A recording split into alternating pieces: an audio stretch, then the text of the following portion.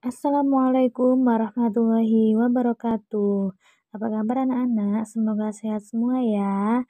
Nah, kali ini kita belajar bersama Bu Hanis, yaitu belajar materi fikih. Kita sudah sampai pelajaran 4, yaitu mandi wajib setelah ihtilam atau mimpi basah. Nah, anak-anak, langsung saja ya. Umat Islam diwajibkan mandi besar sebagai cara untuk menyucikan diri dari hadas besar. Salah satu hadas besar bagi laki-laki adalah ihtilam atau mimpi basah. Nah, anak-anak, ihtilam dalam ajaran Islam itu berarti mimpi basah ya. Nah, sekarang pengertiannya. Mimpi basah atau ihtilam adalah keluarnya cairan berupa air mani saat tidur yang dialami oleh laki-laki. Nah, beda ya. Cairan pipis sama cairan air mani itu beda. Kalau cairan pipis itu encer ya anak-anak ya. Kayak air putih tapi warnanya agak kuning-kuningan. Tapi kalau air mani itu kental ya anak-anak ya. Cairan yang kental berwarna putih agak kekuning-kuningan ya. Hampir menyerupai kayak ingus. Nah, kalau anak-anak keluar air mani bangun tidur, nah berarti itu harus mandi wajib. Nah, begitu ya anak-anak ya. Nah, sekarang Bu Guru jelaskan tentang mandi. Nah, kata mandi berasal dari bahasa Arab, yakni al-ghuslu, yang berarti mengalirkan air pada sesuatu. Nah, apa sesuatu itu? Yaitu badan kita. Nah, kalau menurut istilah al-ghuslu adalah menuangkan air ke seluruh badan dengan tata cara khusus, bertujuan untuk menghilangkan hadas besar. Nah, itu pengertian mandi atau al-ghuslu menurut istilah. Jadi, enggak hanya kita yang penting mengguyur air ke tubuh gitu aja, enggak, tapi ada tata caranya ya anak-anak ya, supaya mandi wajib kita itu sah ya. Nah, sekarang mandi wajib itu diharuskan ya anak-anak ya, setelah kita mengalami hadas besar, jadi wajib.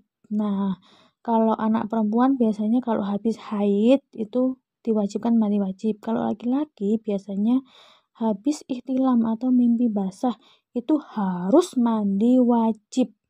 Nah, sebagaimana dijelaskan Allah Subhanahu wa taala dalam surat Al-Maidah ayat 6 yang artinya, wahai orang-orang yang beriman, apabila kamu hendak melaksanakan sholat, maka basuhlah wajahmu dan tanganmu sampai ke siku, dan sapulah kepalamu dan kedua kakimu sampai kedua mata kaki.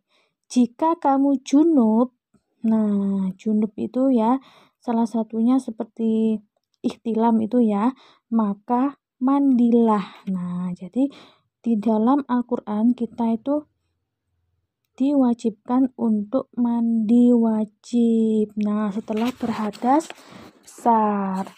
Nah, sekarang hukum mandi wajib setelah ihtilam. Nah, hukumnya apa? Wajib ya anak-anak ya.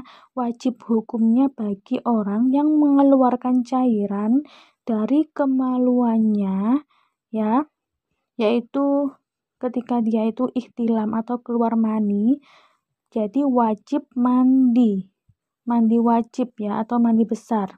Nah, bagi mereka yang tidak melakukan mandi wajib setelah ihtilam, ia tidak dapat melaksanakan sholat, menghampiri masjid, dan lain sebagainya. Nah, jadi kalau anak-anak setelah ihtilam nggak mandi wajib, sholatnya nggak sah ya. Anak-anak berdosa kalau nggak mandi wajib. Jadi harus mandi wajib karena hukumnya wajib.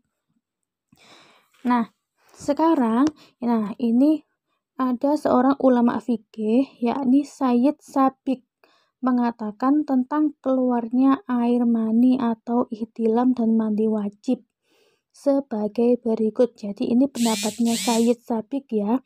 Nah, yang pertama, jika mani keluar tanpa syahwat namun karena sakit atau cuaca dingin, maka ia tidak wajib mandi. Nah, dia itu keluarnya mani bukan karena syahwat, tapi karena sakit, jadi tidak wajib mandi ya. Terus yang kedua, jika seseorang bermimpi namun tidak mengeluarkan atau mendapati air mani, maka tidak wajib baginya mandi. Nah, ini tidak wajib ya. Dia itu mimpi tapi nggak keluar mani. Kalau menurut Said Sabiq itu tidak wajib mandi nggak apa-apa. Tapi ulama itu berbeda-beda pendapat ya, ada yang mewajibkan, ada yang tidak. Nah, ini menurut Said Sabiq tidak diwajibkan. Terus yang ketiga, jika seseorang dalam keadaan sadar itu sudah bangun ya nak ya, tidak tidur, dan mendapatkan mani. Nah, bangun itu kok ada mani. Namun dia tidak ingat akan mimpinya. Loh, aku nggak ingat aku tadi mimpi apa ya? Kok tiba-tiba aku ada mani ini? Terus jika ia meyakini bahwa itu adalah mani, maka wajib baginya mandi. Kalau dia yakin ciri-ciri cairannya itu mani, maka wajib mandi ya, karena secara zahir bahwa air mani itu telah keluar, walaupun ia lupa mimpinya. Nah, kalau ia ragu-ragu bagaimana? Itu mani apa bukan ya? Dia ragu-ragu. Nah, sebaiknya dia juga wajib mandi. Kenapa kok? Loh kan ragu-ragu. Itu entah mani entah bukan. Aku nggak merasa mimpi. Nah, tapi ciri-cirinya kok kayak mani gitu. Misalnya kan dia ragu-ragu. Nah, maka lebih baik mandi saja. Karena demi apa? Demi kehati-hatian ya. Jadi kita harus hati-hati dalam menghukumi sesuatu ya, supaya kita itu benar ya, supaya dalam melakukan ibadah wajib, terutama ibadah wajib seperti sholat, puasa, nah itu sah ya anak-anak ya. Anak-anak, demikian ya penjelasan dari Bu Guru. Semoga anak-anak bisa memahaminya.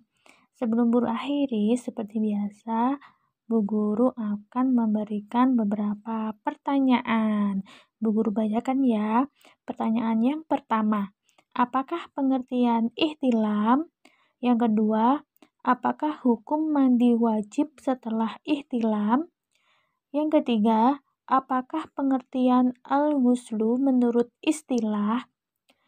Yang keempat, menurut pendapat Sayyid Sabiq, bagaimana hukumnya jika seseorang bermimpi namun tidak mengeluarkan air mani?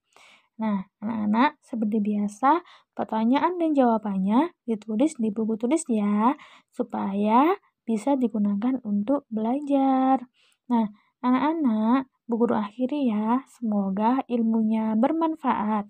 Wassalamualaikum warahmatullahi wabarakatuh.